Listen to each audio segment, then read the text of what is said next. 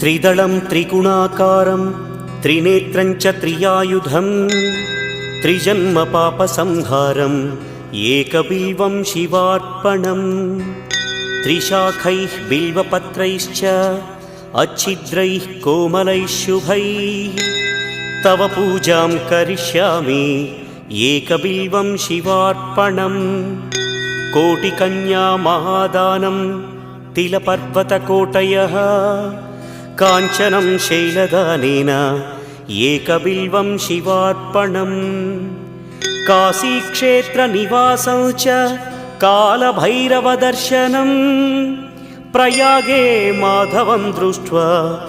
एकबिल्वं शिवार्पणम् इन्दुवारे व्रतं स्थित्वा निराहारो महेश्वर नक्तं हौष्यामि देवेश एकबिल्वम्